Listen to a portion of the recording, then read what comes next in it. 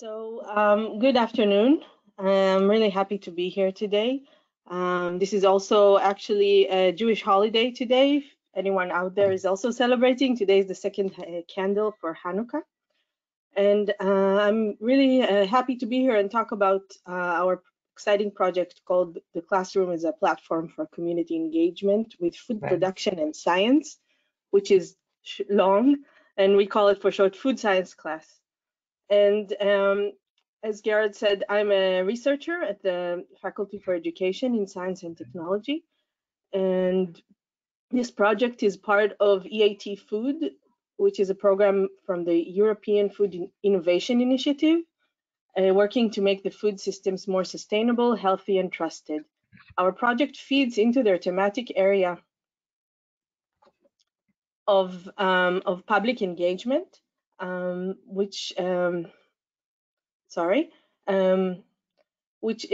focuses on leveraging students and the communities to become agents of change in the food system. And our consortium is comprised of 3 main partners, as you can see their logos here also, with the Technion as the project leader, and it's being implemented in 2 locations, in Israel and in Poland simultaneously. So the Technion implements the program in Israel, and the Institute of Animal Reproduction and Food Research implements this project in Olsztyn. I'm not sure I pronounced this right, in Poland. And we have another important partner, UFIC, who are a non-profit organization whose mission is to provide engaging science-based information for the public.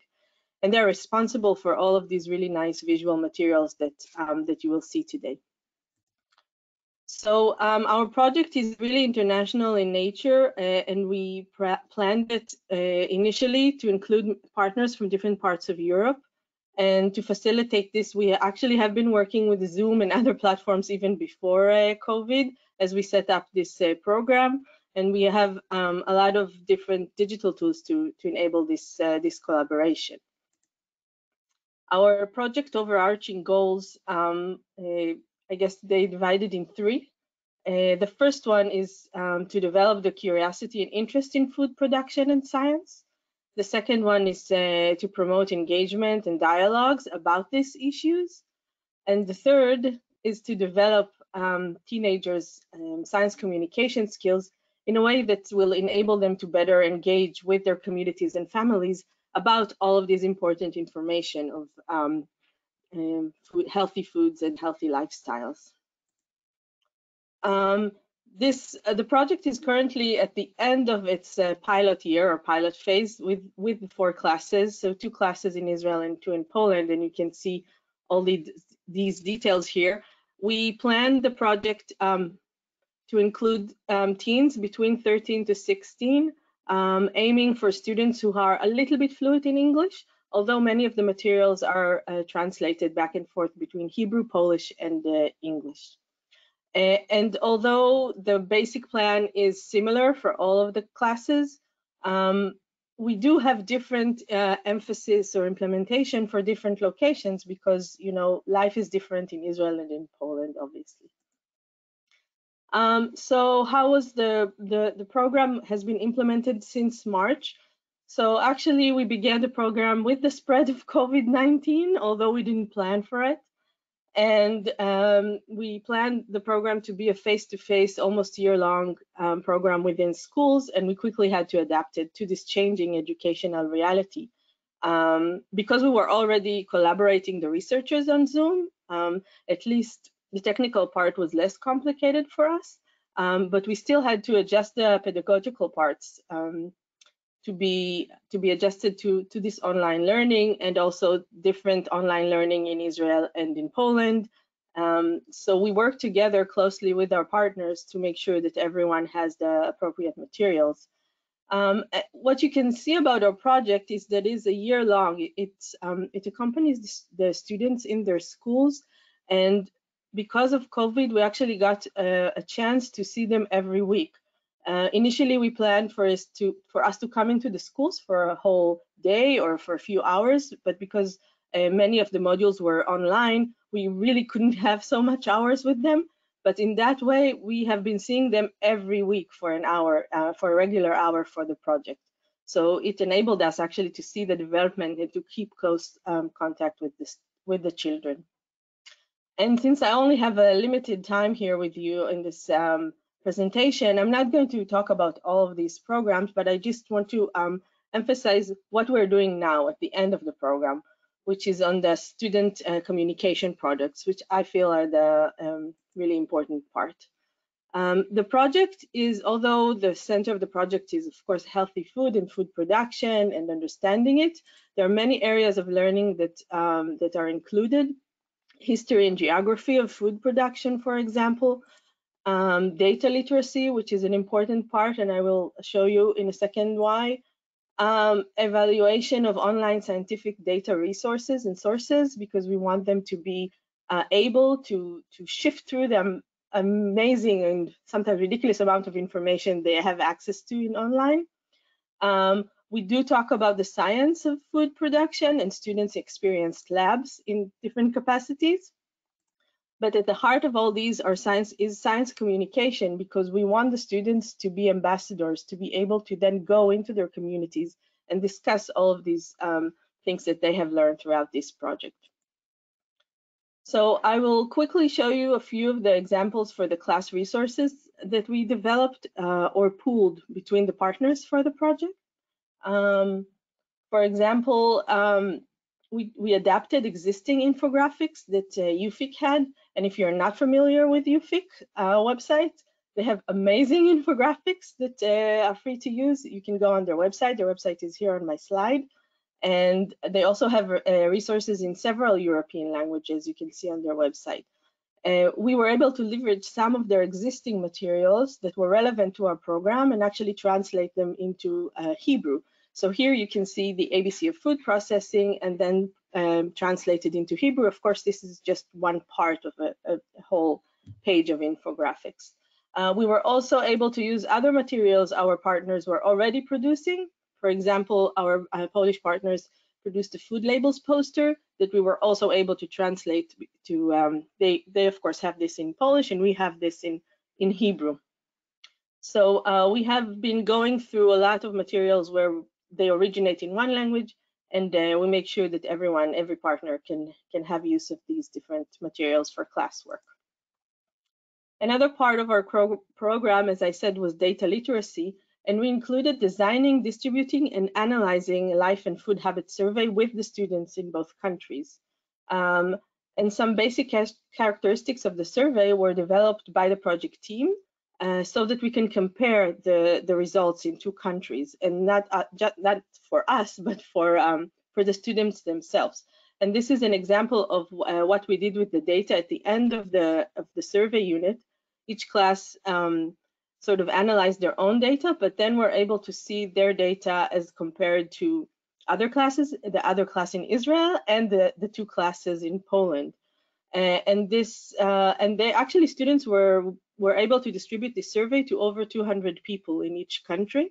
They sent it to their families, to their friends, to a wide audience of the communities. And this slide, you know, it just seems like, okay, the meat is different meats are popular in Israel and in Poland.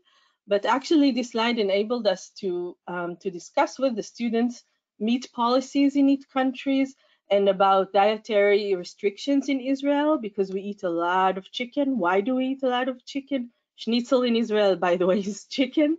So we talked with the students about issues that are about the food system, but they have a lot of policy and regulation aspects to them as well. This is something we developed especially because of COVID, and as a response, we needed to come up with an interactive online activity that we can do with the students. So over the summer, we worked with an expert in gaming and education to design an online game that sort of summarizes what we have done in the first year of the program. Remember, we started in March, and then in July, they went to the summer vacation. And when we came back in September, we wanted sort of to remind them of all the stuff that they've learned already. So they had this game. They were divided into teams. The game was, we did the game using Zoom. And each island demonstrated a different area of knowledge that we actually accessed during the first part of the program. And the food, for example, this is a food coloring activity where different groups they had to use the annotate. I don't know if you know, in Zoom, you can annotate the screen. So they actually had to connect between the sources and the food colorings themselves. And this was part of a unit that we discussed food labels. So this was really fun for the students. We thought it would take 45 minutes. Of course, it took an hour and a half, but students really enjoyed this this activity. And I think the most, I guess for me, this is the most important activity in our program, because in our research group, this is what we focus on science communication and on engaging the public in scientific issues. So in this module, we discussed with students what is communication, what is science communication, why it's important. And I think that during COVID-19, this was very clear to the students why it's important. And we also talked about critical reading of news and stuff like that. But we also had workshop with them to teach them effective science communication skills. So I said, okay, you know a lot of information. How are you going to talk about this with your grandma, with your mother, or with your younger sister? There are different audiences that you need to talk to. And we prepared this this booklet in 3 languages, of course, in Hebrew, in Polish, and also in English. And this was part of the program to support them in their science communication skills. So they have different tips and different suggestions of how to better communicate all of their findings. And this was important because finally, at the end of the science communication module, students were invited to work in pairs or triplets and prepare their own science communication products.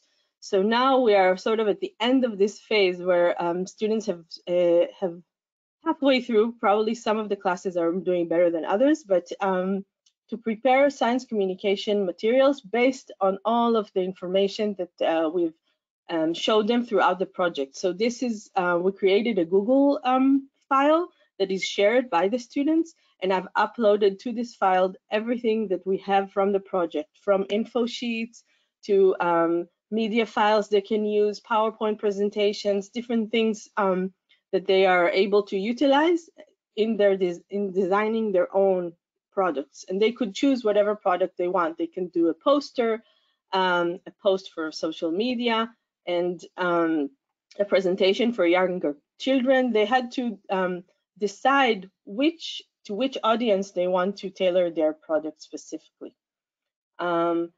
And so I want to show you some of these projects that students were able to make.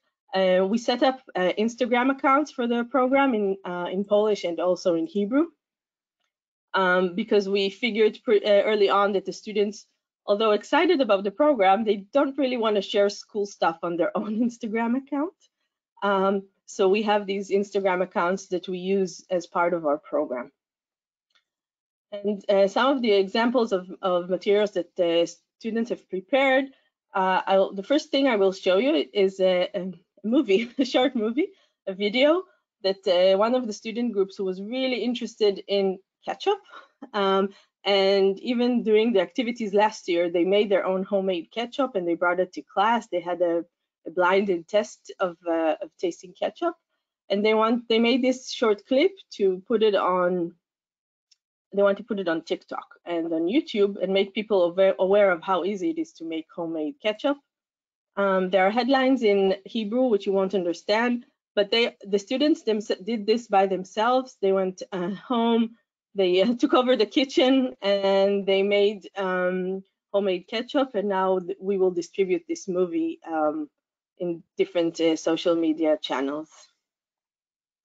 So they were really excited about this. And actually, in the blind testing of ketchups in the class, this ketchup was the second place. So it wasn't the best, but it wasn't the worst. So they were really excited. Another option students had was to design a poster. And this is a group that decided to do it on the importance of reading food labels. You can see we gave them a template that they can use in their poster, and but they decide what kind of pictures and what kind of materials they want to put in the poster. So this is one of the posters. And this is an example of an Instagram post about yogurts, as well as a post about fruits and the glycemic index. So they designed this to have sort of 3 parts that you can flip to on Instagram. And this one is about the glycemic index of food and about fruit. Also, we gave them a template, but they had to decide what they want to put in the template in terms of pictures and data and wording and stuff like that. So actually don't know if I'm within my time limit, I think. I speak really fast. Yes, but okay. Do I have more time? 5 minutes. Wow, so I did it really fast. Okay, so we have a lot of time if you want to have questions. But I think that this project is now supposed to go into additional, I think, 4 classes in Israel and in Belgium and in Finland next year. So we are really expanding the outreach of the program. And I think that there are a lot of programs that for students about what is healthy food, what can you do about food waste. But what makes our program maybe a little bit different is the emphasis that we have on science communication and about, okay, you know all of these really important things. How are you going to share this knowledge with your communities, within your, and not only how, but we actually give them tools to do this effectively, and we accompany this whole process with them.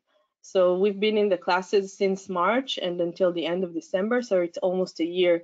We've seen them grow, the students themselves, and hopefully next year maybe we can see them for real and not behind the Zoom screen or the Zoom camera. So thank you for listening, and I'm happy to answer any questions. Let me stop the screen share maybe. Thank you very much, Karen, for the interesting insight in this project. I guess maybe there are some questions from the audience. Yes, there is one question. There are 2 actually.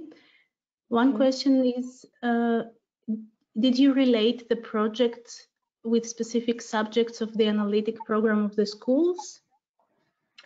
So this project was not part of their official curriculum for the students. And this is why we actually targeted junior high school or the lower classes of high school in Poland, because the schools enabled us to have this program, which is completely external to their curriculum. So they didn't, the teachers that support my project are the homeroom teachers, I guess you call them. In one class, she's a language arts teacher, and in one class, she's a science teacher.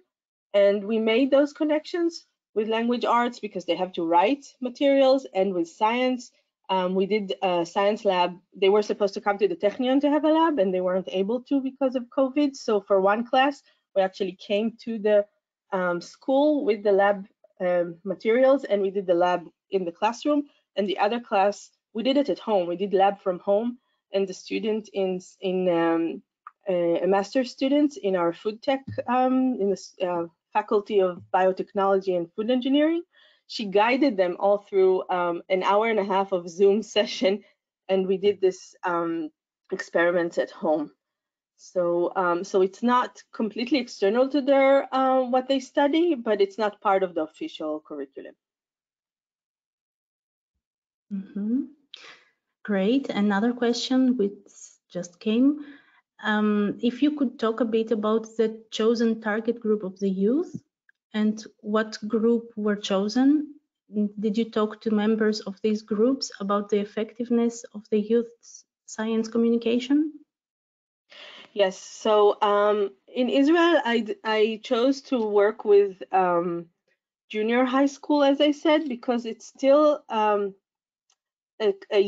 class, or it's 2 or 3 years of classes that are less demanding in terms of final testing, because in high school, and I'm sure this is in other countries, they all learn for their matriculation exams, and it's very hard to put a program in that is not part of the matriculation exams. You can come for maybe a 1-hour lecture, but not such a long engagement with the students like we had. So, so this is my thinking when we designed the program, and we wanted to get teens, in a sense, when they start making decisions, when they are start being more independent in their food choices also, and also at an age where they want to engage with the younger students as well. The actual schools that I work with in Israel, they are 8-year schools. It's from 1st grade until 8th grade. So I've been working with them since they were in 7th grade. Now they're in 8th grade. Yeah.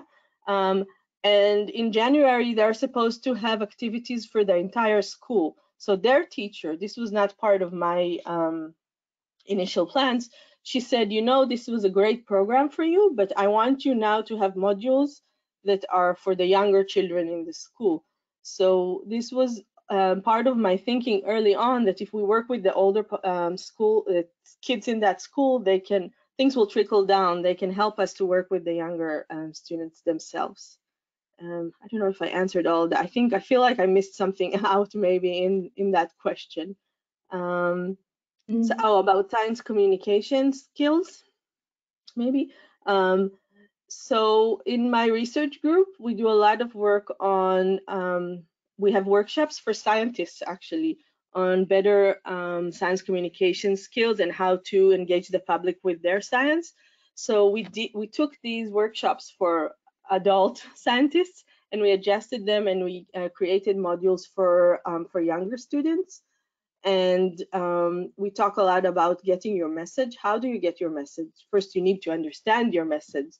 So for example, in one of the last classes, the student said, you know what? I want to have a poster about hamburgers. And I said, great, okay, hamburgers are you know, it's an option to eat hamburgers. What do you want to say about hamburgers? And throughout this discussion of, okay, what is your message? Are you saying that hamburgers are healthy or not healthy? Are they healthy in some cases or not? You know, what do you want to say, and who are you saying this to? Because if you're saying this again to someone in 1st grade, it needs to be said in a certain way, whereas you're saying this to someone older, you need to say it in a different way. So there is a lot of discussions with the students about, first, what is your message? And 2, how do you clearly communicate your message? For example, if you want to communicate a message to your grandmother or to, you know, to your grandmother and friends, you will not put a post on Instagram, most likely. You want to maybe engage in an outlet that she will, that she is on it. So it might be Facebook, you know, now it's for the older people, Facebook. But these are the types of discussions that we have with them. Another example is students created a really nice poster about treating chickens better. Chickens that are they are growing chickens for feeding, for eating, but they want to have a poster that explains why they should be treated better. And I said, fine, but your poster right now, I understand that you're saying everyone be vegetarian. And said, no, we're not saying everyone to be vegetarian. So this enabled a discussion within the whole class. Okay, so who are we talking to? The students in the school. What do they want them? What is the type of action you want the students to do after they read your poster? And by sort of distilling what is the message or what is the type of action they expect their audience to do, we sort of back engineered how this message should be conveyed in their poster, in their products. So I hope that answered the question. Yeah, and a last question is about what communication tools did the students prefer and why? I think you already said about posters. So I have a lot of Instagram posts. Students, I think, and I'm sure many in the audience who work with students, sometimes students want to do the easiest and the shortest, and that's writing an Instagram post. But each group had to do something. So there are a lot of Instagram posts. There are a lot of presentation for younger children. So they took some of the modules we had with them throughout the last year, and they adjusted the modules to be delivered in classes in their school, but they will deliver the modules. I will not be delivering that module. So that's another favorable module, I guess, or project that they want. And so far, I only have one movie. Maybe the last question. What, in your opinion, the students are interested in the most about the project? That's a good question, because we had a lot of different modules throughout the year. And I think that the students, they know what is healthy and what is not, in a sense. I mean, they know they should eat more vegetables. They know they should eat less candy. But they're not always really understand the things that are less black and white. You know, vegetables are healthy and candy is not. And our project, and this is what they really enjoyed, is we said to them, okay, we're not telling you what to eat, but let's read food labels. Let's see what is in there. So in one of the classes, I brought a whole bag of food labels that I collected over 2 weeks. And in groups, they read it. And afterwards, their parents, I got some messages from the parents through the teachers saying, you know what, this is the first time the students are, my kid is actually going to the refrigerator and reading the food labels of the stuff that we buy at home.